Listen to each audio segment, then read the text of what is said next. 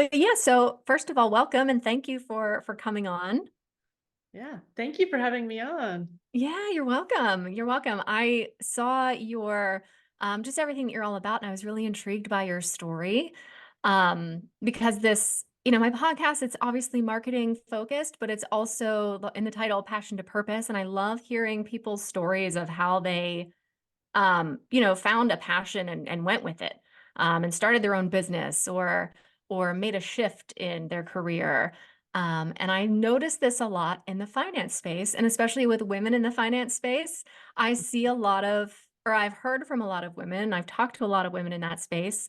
A lot of them did not start in finance. They started somewhere else and then found their way into finance and made it a career. So I just always find all of these stories so fascinating. And so I definitely wanted to share yours as well. Um, so so I want to hear a little bit about, how you found your passions, well, two passions, because I know you're a woman in STEM, which I think is awesome. But then or I know that you found a passion for finance. So I guess tell me a little bit about first how you found that passion for the field of STEM and helping women in STEM. Oh, yeah, absolutely. Yeah. Yeah.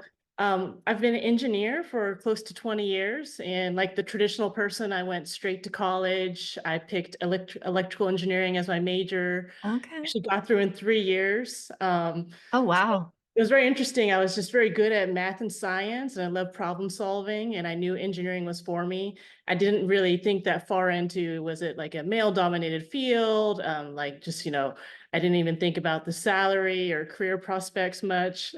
You just enjoyed it. Yeah, I just heard Yeah, that's went through awesome. because people think like it's like I was very strategic about it, or I picked it because it was a Mm. high salary, or honestly, there's a stereotype. There's a lot of Asians in engineering. I'm like, no, no, Oh, not any of those. I wasn't really thinking along any of those lines.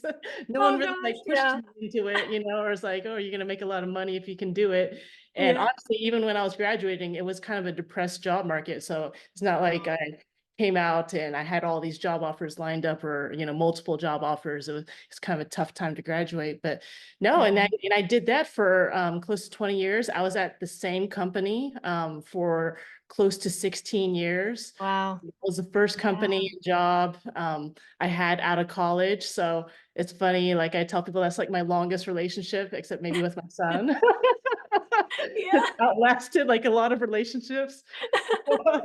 Yeah, so kind Yeah, of that is a transition. long time. That is a long time, especially I now you know. see And then people when you job kind of hopping grow a up at a lot too. Yeah. company, yeah, and it was also interesting. They hired a lot of my college friends, right? So a lot of people I went Oh, to school cool. with, we all worked there. So it's kind of like, oh, and then you're kind of growing up together with the same people, right? And you're Oh, that's having kind of these nice. formative experiences and learning how to be an engineer and how to work on a team and how to manage, workplace politics and Oh, yeah. growing there. So it was fun, and it was a good experience. And then kind of like as we're talking about, it's just I did get to a point where I was realizing, oh, I make so much money. I'm blessed with a lot of money, like way over the average median salary of like a family here in my area here in Texas. We have pretty Yeah.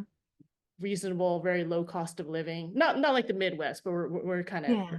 down there, right? So, and just realizing like I have no money left. I'm still living check to check, Oh, wow. I Yeah. had no savings, no anything built up. And a lot of it was, keeping up with the Joneses, um, Yeah. comparing myself to others. And really what prompted the big shift was me leaving that company that I'd been at for so much of my Okay. career. Because like I said, it did feel kind of like a breakup. It's like I had Mm. Well, yeah, friends. that's a long time. Yeah, and I built my career there. And I do admit, like, because work was so busy, it kind of became my identity a little bit, Yeah. like work and that company, I and can then relate my to friends were at work. Yeah. So it's kind of eye-opening to leave, even though I did choose to leave on my own, where it was like, Yeah. oh, for once in my life, I'm going to kind of redefine myself. So, they say that a lot of people, what prompts people to get their finances and money together is some type of big life transition. I notice it. Yeah. People are going to get married, when they go through a breakup, when they change jobs. So that was kind of like the big life transition for me, and Mm. kind of realizing like I wanted to manage my own money better and actually have some Yeah. money for once in my life and not live paycheck to paycheck. And I was also planning to take some time off where Mhm. no income would come in. And I'd been Okay. working since I was like a teenager. Yeah. Never not worked. I worked That's a all big throughout shift, yeah. college. Yeah. So now I would have this, big vacuum of space in my day left. Think about what did I really want to do? Where did I really want to work? Um, I wasn't going to have, new income coming in like every week or Yeah. so. I actually got paid every week. I know that's kind of rare, but I would get paid Okay, yeah. Friday. So it's like more Yeah. money would come in as long as I was working. Yeah. How do you plan around that to take a little bit of time off? And Mhm. yeah, so it really forced me to look at my finances and clean up my financial picture. And Yeah. I stumbled across the Dave Ramsey stuff and Mhm. largely, even though I did use his system and his teachings and all that, mostly self-taught Yeah. and learning all that on my own, which ironically sounds easy to learn personal finance, but people It aren't really taught that. Yeah. Yeah. Oh, exactly. Yeah, you're not taught that at all, at all. I mean, I remember from and it wasn't until I got into the world of finance, because obviously I come from a marketing background, but I ended up in finance, in marketing, Mhm. and I was like, "Okay, I know marketing, but I don't know the finance stuff." So I had to learn all of that, and there's so much more to it Yeah. than, you think. Yeah, Yeah. and it's odd thinking like, people that are college educated and working at engineering companies still not knowing how to manage the finances, but it's true. Yeah. They're out there everywhere.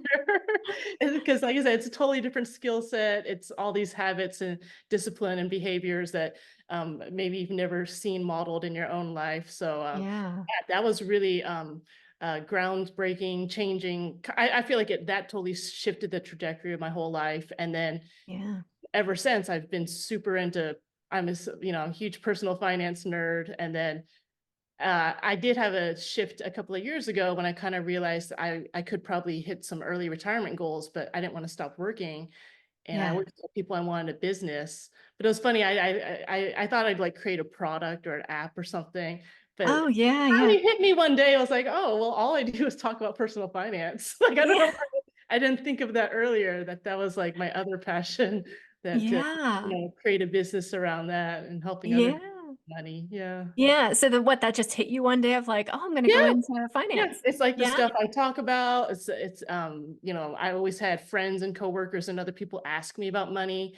And I guess it's Yeah. just sometimes, I'm sure it's the same with the marketing thing. You think like everyone knows all this stuff, and then you're talking to other Yeah. people like, no, they don't. Right, right. You're like, "Oh, I know more than I think or I thought I did," from the average, Yes. average person. Yeah. Yeah. Yeah. And then yeah, go ahead. Oh, no, no. So just realizing it wasn't like super common knowledge and like everyone's Yeah. not there creating a budget and saving away and investing for retirement and yeah. Yeah. And you're kind of like, "Well, if I did it, I can teach others," Yeah, yeah. to And to me, do it. it's given me so much freedom in my life. I've made better career decisions. I kind of work where I'm not a slave to any job. I work where I feel the work is interesting around good people with good management. Yeah. Um, you know, I live where I want. So to me, it's the Yeah, ultimate that's freedom. nice. Yeah. Yeah. And then so obviously now with your finance business, you are focused on helping women in STEM, right? Yes. Yeah. So Yeah. that's really cool. So you're still keeping the two loves, your two passions kind of blended together there. Yes, yes. And it was funny. Actually, in the beginning, when I started doing the financial stuff, I told everyone like I'm not gonna market myself to any engineers. I'm like, I want to get away from that for marketing. And this is my reason why. And So the S, T, and the M. yeah, well, it's just the other thing about engineers is they're do-it-yourselfers. They tend to Mm. shun Yeah, paying yeah. people for services or help. And Right. as much as like, engineers or technical people can be really good at what they do, it doesn't mean they're good at personal finance. It doesn't mean they're Yeah. good at like emotional intelligence or like it just means they're really good at, technical things, but they Yeah. tend to think like I can like also fix my car and also like, diagnose myself medically. And I don't need mental health. You know what I'm saying? So it's like Yeah, like, I can do everything for now. themselves.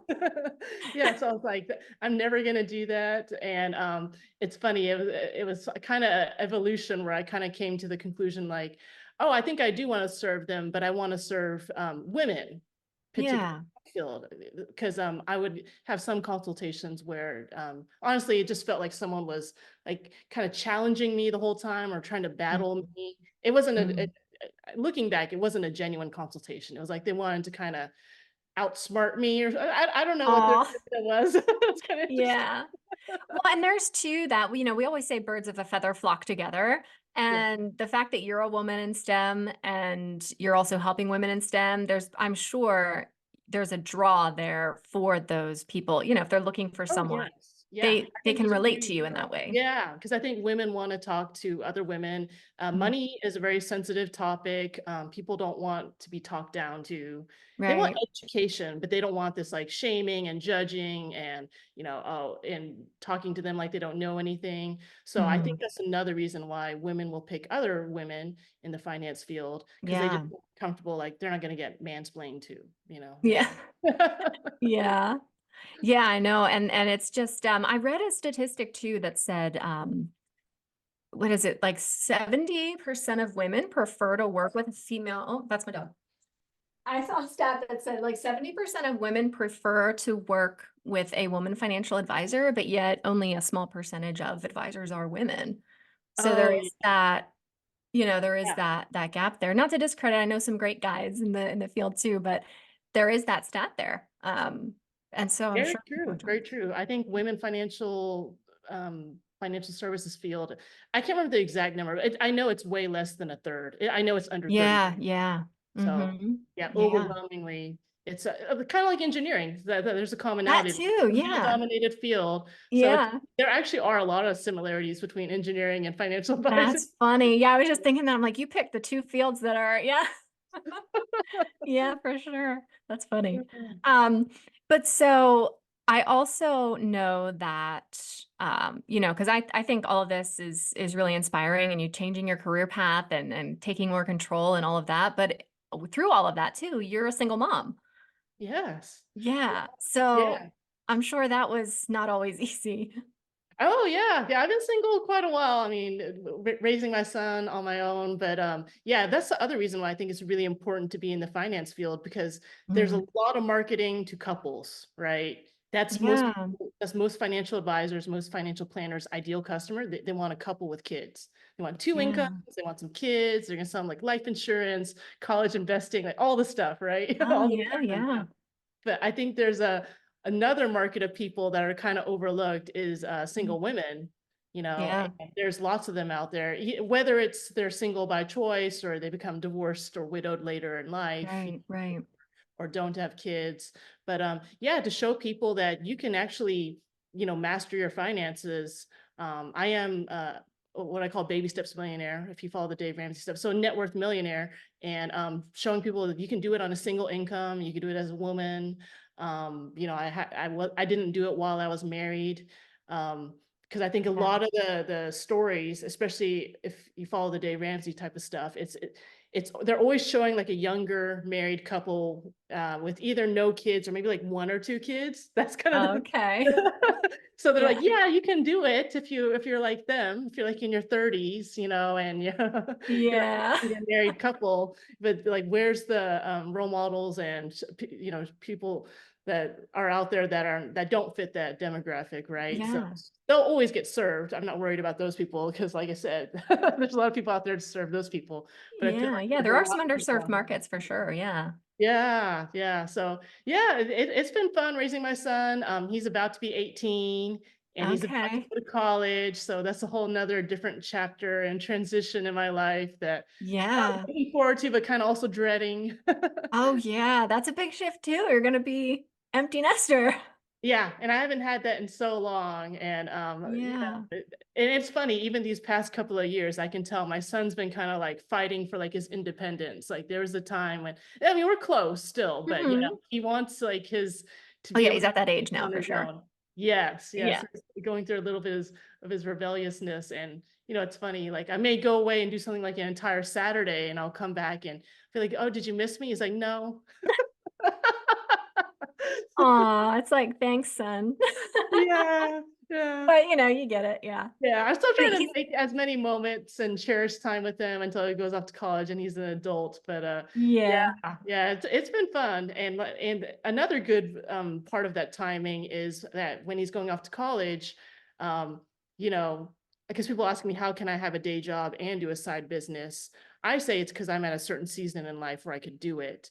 I do think, yeah, yeah, if this was like when my son was a toddler or much younger, I don't know if I'd be able to build a business on the side of doing a day job, but yeah, yeah, yeah. yeah, definitely. And he's going into engineering too, right? Yes, yes, he is. So I Yeah. did not influence him. People ask me if I told him he had to do it. I'm like, no, I let him pick whatever whatever field or whatever Yeah, degree he wanted to go into. I'm glad he did pick something that I think is marketable. I think he's very well suited for it. He's really good at math. I think almost better than me. okay. Oh, wow, He's yeah, very analytical. He's very like black and white and like a rule yeah, or so that will suit him very well. But no, I did not pressure him. I see it a lot with my colleagues. Engineers tend to have children or other people around them that are also engineers. But yeah, that's no, interesting. I'm letting him pick it on his own, and I do still keep questioning him to make sure because I'm like, you can still do something else, or you can, and I also tell him that's not going to be your identity. You will Yeah, study that, and I definitely want you to try working as an engineer, but maybe you find something else, or maybe you start your own yeah, business. I just right. life now is people have multiple jobs and careers throughout their life. It's not the days where you worked for a company 50 years and you had a pension. Right.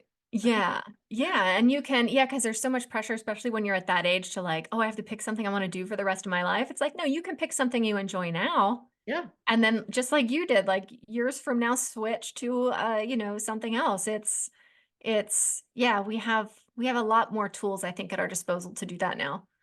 Yes, yes, I totally agree. And I have tons of friends and I meet like tons of business people that were engineers before because it's just they have that intellect and that curiosity and they have the drive to like learn stuff. Yeah. They may do it for something else one day. Yeah, So exactly. yeah. Yeah. And so also, I wanted to say quick or ask quick too is, we said about you, obviously you're an engineer and you're targeting that, audience. How do you find, like, what have you been doing, I guess, to like reach out to those people and attract those people? Like, I'm curious what you've been doing for your own marketing, Oh, okay. to Yeah, build up it's your been business. Yeah. exciting. I feel like I'm getting better at writing copy and writing Yeah. content on LinkedIn and kind of speaking to my target audience and Yeah. kind of LinkedIn's great. understanding like more their fears and concerns. Because one thing about people being in the tech fields, I mean, this applies to both men and women. It's very up and down. Like you can get laid off, the contract cannot get renewed. Mm, And it's just, hopping from company to company. So it's just that's like the reality of like working in that type of field. okay. Honestly, most engineers, when people in tech, women in tech, they're probably going to be W-2 type employees. Just to be Mhm. honest, like they might have a side business Yeah. or side hustle. They're probably not going to own the business. It's actually most people. I don't know if it's just the wiring, and I know some of it's just it may not make financial sense. It doesn't really make sense for everyone to run out and start their own engineering companies. There's other engineering companies you can Yeah. go for. So like, more of the marketing is for like they're going to be W-2 employees. They might have to deal with like layoffs. So they're always going to probably have to be networking, a lot of continuous Yeah. education, keeping up with new and different things in their fields. So trying Mhm. to just hone in on topics that I think are really relevant to women in STEM. So Yeah. and I'm doing some posts that are more women centric lately, and it was funny. Yeah. I thought I was gonna get like some unsubscribes from my email newsletter or like just people like dropping off from my follower list, but no, they aren't. So Oh, good. Yeah. yeah, I was like, it might offend some people. Well, So it's funny. I hear that a lot. I think when people think, they want to niche down or they want to talk to a specific audience, they have that same fear, like, oh, I don't want to like push other people away. But it's so funny is most of the times it doesn't push other people away. It certainly attracts those that you're talking to and all of that, but other people are still interested too and still want to, kind Oh, of you're see what you're right, talking you're about. right. I Yeah. did, post, the other day about the wealth gap, and, I think I did some other, previous more women-centric posts, and I got a lot of women liking and women commenting, and I kinda but the last one Yeah. I had men liking, and I had, like, a guy friend comment on it too. Yeah. Yeah. Interesting, because like, he's not my demographic, but he had something to say about it, and it's like, yeah, Yeah. opinions about that. Yeah. Yeah. I love that. I love that. Okay, so I also saw I wanted to say because I saw that you are a self-proclaimed foodie Yes. and you love to travel and same. So, Yay! Yeah. yeah, so I would love to ask just a few random questions here. Like, one, I guess, what is one of your favorite foods? I know that's a really hard question to pick. Oh, no, I have some because I just came back from Italy and got to try a bunch of That's different right. things. You were just in Italy. Oh, I'm gonna have to ask you about that for Yeah, yeah, sure. so that was my celebratory, debt-free, I paid off my house, so it was like Oh, a congrats. That's year awesome. journey. So that was, like, kinda My like a friend just paid off his too, and I'm like, "Oh, man, you guys, that's great." I'm not there quite yet, but well, as long as we're inspiring people, but yeah, yeah. yeah, so that was the trip I planned. I actually planned it during COVID, I had to cancel because you know, COVID in Italy was like it was like the 3rd Oh, yeah. down That was in really tough yeah, there, yeah. and so I canceled that and I got to replan it, so it was really fun. Oh, Yeah, good. like for the first time ever, I had pistachio gelato, fell in love with that. Oh, So that sounds good. good. Yeah, so good. I thought I would like so I'm a huge, Nutella hazelnut lover, Oh, and yeah. of course I Mhm. liked all that stuff, but, also I can eat hazelnut things here, but there's just something very refreshing about, like, pistachio where it's not as heavy as, like, eating a Yeah, Nutella that's or true. chocolate or something. And then, they had this sandwich. Oh, it was so good. It was called a porchetta panini, and Okay. I don't know what part of the pig it was, but it was like this whole pig rolled up and roasted with the skin on there, like that crispy Oh, skin. wow. And they Okay. would, like, chop it up, and they would make these sandwiches between that really good bread, and they'd kinda, like, wrap it in some paper, and yeah, yeah, it was so That good. sounds good. The food in I've been to Europe, have you been anywhere else in Europe? Yeah, a few places, yeah. Yeah? Okay, I've been a couple places. I've been to France I did France. just some places central to there, so, like, France, Luxembourg, all of that, but, yeah, the food, oh my gosh, it's so Yeah. good.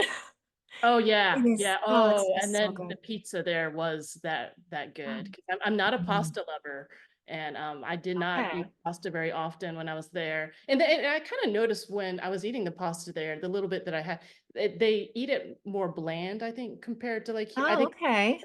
salt it more or something. So Mhm. I found it kind of bland, and then I kinda just switched to eating pizza, but, oh, there's this pizza that it was so simple. It was called a marinara pizza or marinara or whatever.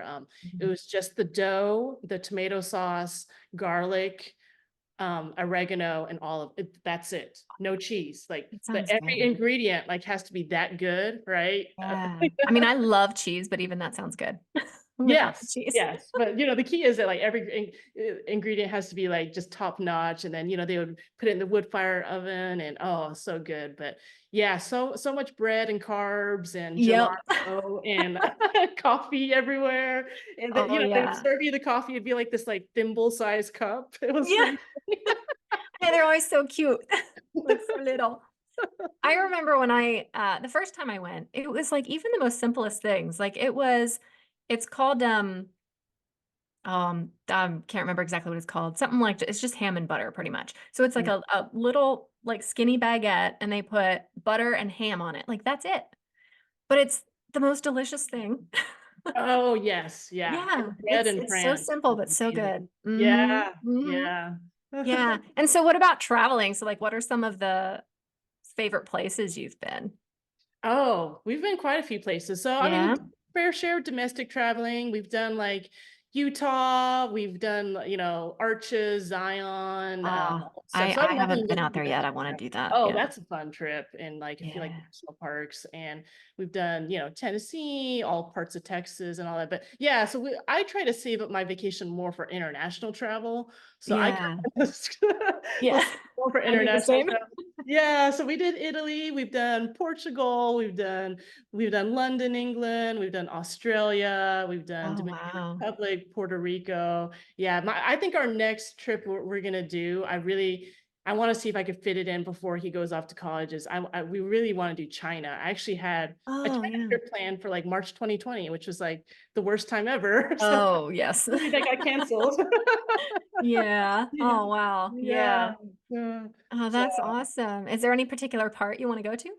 oh, I don't know. So, back when I planned it, I had a 2-week trip planned, Oh, but wow. China's humongous also, Yeah. all the traveling in between. So we had different cities fit in there. And even when I did Okay. Italy, we did like 3 different cities. There was a lot of traveling in between, but Yeah. like, Venice is like just otherworldly. Like, it's like it's like stepping back into time. It looks totally Yeah. different. And we did Florence and Rome. So it was a lot kind of jam packed in there, but I think it was worth it. So, Yeah. if we do China or something like that, we'd probably move around from city to city. Because the shame was when I went to Australia, I only had 1 week and I spent most of it in Sydney. Mm. I would And love to it's do so like a month far long trip. too. Yeah. So if you're already going to fly all the way there, imagine if you're Yeah. going to month off. Because the thing is, Australia is really spread out. So, Yeah, it's big get to the too. Great Barrier Reef, to get to the Yeah. outback. Yeah. So that's maybe another trip I would love to do, like a longer trip to Australia. You Yeah. have to do New Zealand Yeah, too. that too. That's on my list. Yeah, I that's on my list, New Zealand and Australia. I would like to try and do both of those in one trip, because it is so far. It's like literally on the other side of the planet. Um, but I was like, I don't know if I could do like 20 whatever hours it is on a plane. I'm just like, I don't know if I could do it. So I was like, well, if I go there, I'm gonna map out like an around the world trip and I'm gonna go to the West Coast of the United States. Then I'll go to like Hawaii or Japan or That might make it something. more palatable. I was lucky that Right? like, right before I went, they started doing one-way trips from Dallas to Australia. It Wow. was And like how long's 15 that? hours. It was about 15 hours long, the flight. Wow. But I Yeah. didn't have to stop anywhere because yeah, I had to do the stops on this trip when I went to Italy. And it wasn't too bad.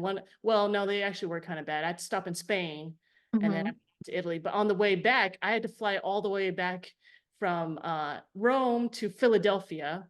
Oh, wow. It was like a 3-hour layover. It's already like you're eager, you're so tired, you want to go sleep in your own bed. And then it's like Yeah. Philadelphia to Dallas is still like another 3 hours. Oh, yeah. I know it's crazy.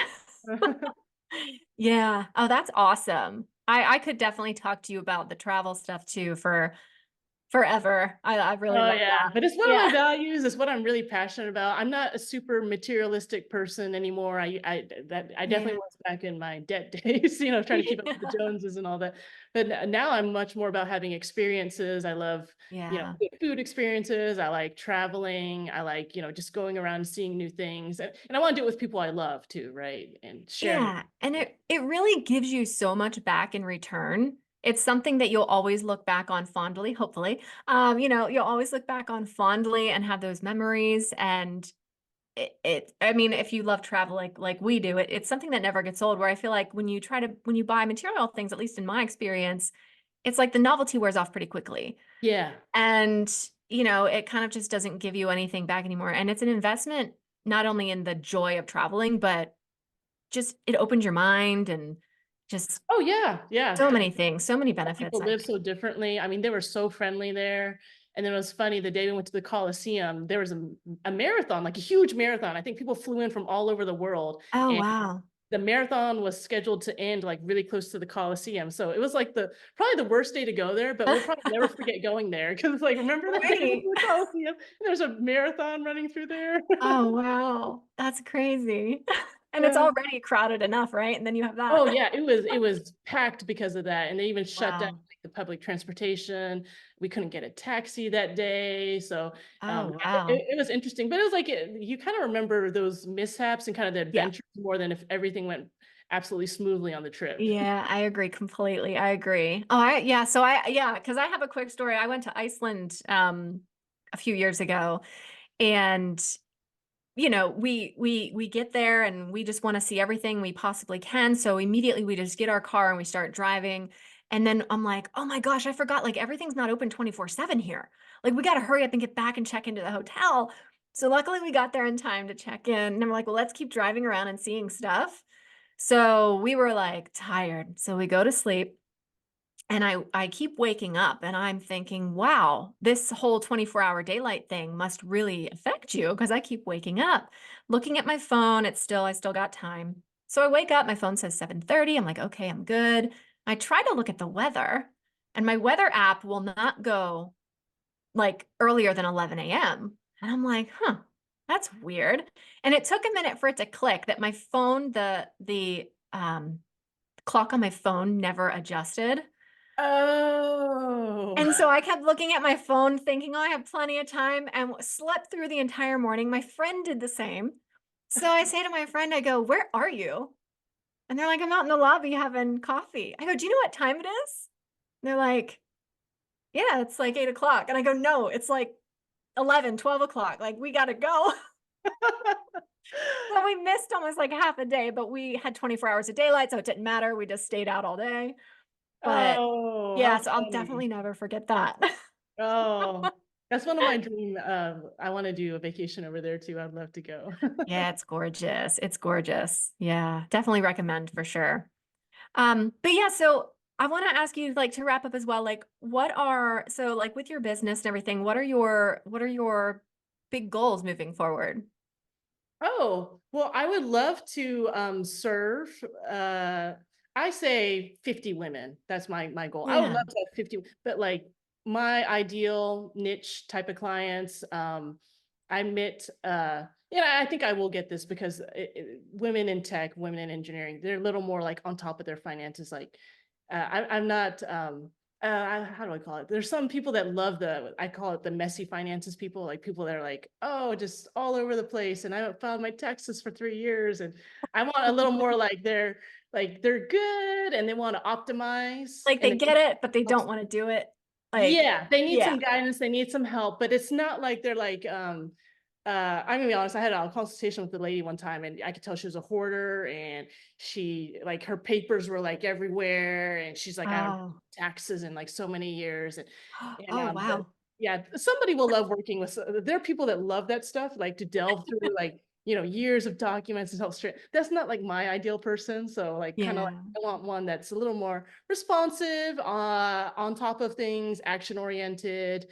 Yeah. Um, Probably like we're talking about has a passion for traveling, food, like kind of like similar Yeah. to me. Yeah. Like we Similar have to you. fun And talking that's with each yeah. other. Yeah, yeah. Yeah. Like just kind of like this my book of business of clients that I love, and and also when I started understanding this with the marketing too, I Hmm. realized like I'm not trying to serve the whole world. I don't need thousands and thousands Yeah. of clients. It's like I'm trying to Exactly. speak to and really attract and get like my core, like, and I say 50, I would Yeah. have like 50 women that I truly serve. And because the other thing I love about being a financial advisor is you're just creating this relationship, and Yeah. it's years long and it's helping people get through different life events, whether they get married or divorced or have kids Hmm. going off to college, help Yeah. buy a second home, move into retirement.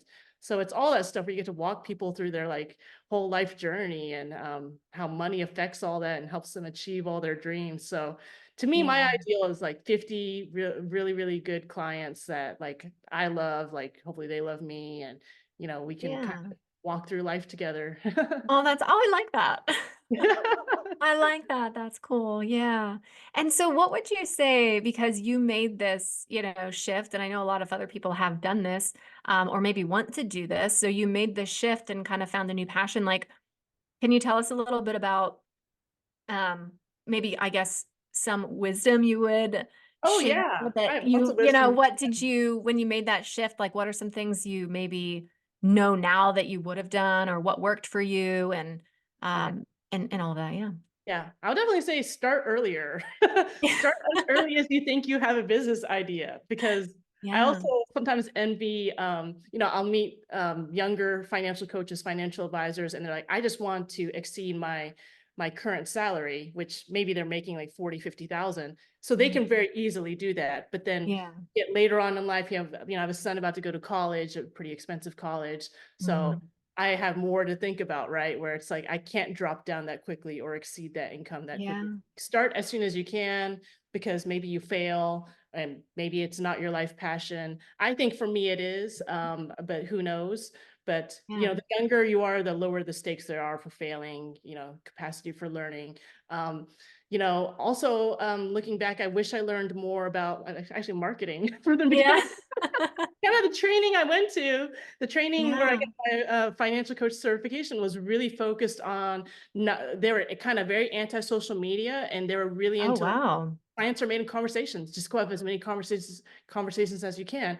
But honestly, when I have a day job and I'm working, the main core hours of the day, I can't be at every networking event. I can't go to like Chamber of Commerce thing. I can't be Mhm. part of Rotary Club. I can't do a lot of the traditional type of marketing that like they're kind of promoting, that kind of that, meet your neighbor, meet the people in the Yeah. city type thing. So I And wish I'm I so learned more about the social media marketing aspect earlier. Yeah, I'm so glad you brought that up because I think there is still, to this day, a huge misconception of what social media is. I think a lot of people think it's a place to advertise, where it's not. It's a place to network. Yeah. And I mean, that's how we met, right? Yeah, and That's and how I we love met. that And it's going on 24/7, and I can be right, on my phone and be checking a message, and I don't have to like leave work to go to a networking breakfast or something like that. And right. now I see how much it can actually work for me. So I wish I had started doing LinkedIn and social media, doing an email newsletter, all that stuff way Yeah. earlier. Whereas, kind of that grassroots kind of like meet people and community type stuff. It works for a little bit, but like I said, I Mhm. don't have the hours in the daytime to devote to do that. So, Right. Yeah, the hours in the day. And then, of course, there's only so many people in that circle or in that space where yeah. online you have such a like you can cast a wider net and talk to people all over. I mean, here we are in different time zones, talking and Yeah, and yeah, we talk on LinkedIn with so many different people every day. And I'm like, man, if I and I did in the past went to a lot of, those events and those conferences, and there's a time and a place for those for sure. But I don't keep in touch with any of them. But everyone I met online, I talk with every day. yeah, You yeah. So I know? wish I had jumped on that earlier because I was very anti kind of social media and putting myself out there. But now Yeah, I it's love it. tough at first. Yeah. Yeah, it's tough at first, but you do great. You do really great. You're posting all the time. Yeah, I think what you're doing is great. So, Yeah, yeah. So I wish I had jumped on that earlier and just start way earlier than you think you should. If you yeah. have an idea, like why not? Especially if it's kind of Yeah. low barrier to entry. I used to worry about what people would think. I used to worry Oh, that, yeah. I even used to worry about old coworkers and associates finding me on LinkedIn and realizing I was kind of not just an engineer. So I was like very hesitant about making a switch on my profile and all that. But Mhm. honestly, I've added so many former coworkers, colleagues, and no one's been like, Yeah. "Have you lost your mind?" or like, no, they're just like, "Oh, she's doing something else on top of engineering." Yeah. Yeah. Yeah, I know. I think that's definitely a fear we all have for sure. And then just gets to a point, it's like, what's more important? Is my dream and what I want to do more important, or is what this one person thinks more important? And Yes, you yes. quickly get over that when you think that way of like, I don't want anything to hold me back from where I want to go. So, Yes, yes. So those are the things I wish I had done earlier. And yeah, just put yourself out there. And I think mm, it's about being authentic, and you'll attract your true audience. I was just having a conversation with my boss earlier. He was talking with a retiring financial advisor, and she was giving him advice that you have to be as flashy as possible. You have to wear the best clothes, drive the nicest mm. car, have the best watch. That's the only way you'll attract other people that have money. Whereas like I have like a 2014 Hyundai Elantra. It's all paid off though. It's Yeah. totally Yeah, fine, I but was it's gonna say, I like don't know if that's true or not. yeah, so but that's her way of thinking, and we're talking about, yeah, that I mean, you can do that, and some people are probably doing that on debt. They want this appearance of wealth, but no, I'm going to attract people that are more like me, where it's like, Right. oh, I probably don't value having the nicest car, but I value going to Iceland or Greenland, Yeah. or I want to do this foodie tour. I want to visit a Michelin Yeah. restaurant. These are the things I value. Yeah. Yeah, exactly, exactly. Like I said earlier, birds of a feather flock together, and people, they are attracted to that. They are attracted to that. Yeah. Well, I want to thank you so much for sharing all this and sharing your story. I just love to hear it. And where all can people find you? Obviously, we know LinkedIn. Um, but Yeah. yeah, share LinkedIn share where we can find you. mostly. My company has a website, financialserenity.co. Okay. That's the main ways to find me. Really, Okay. LinkedIn is the only social media I do. I did Facebook Yeah. Business for a while, and I've given up Link on. I gotta say, I'm partial to LinkedIn as well. It's my favorite. It's the Yeah. easiest to network on. It's really and everyone's so open to networking, which is great. Yes, so I'm very findable on there. If you ever want to talk or get a free consultation or talk over your finances, I'm very open to that. So, Yeah. yeah, love to connect with other people. Yeah, awesome. Well, thanks so much, and of course, I'll see you over there as well. So, Okay, thank you. yeah, thank you. All right, so I'll go ahead and stop this.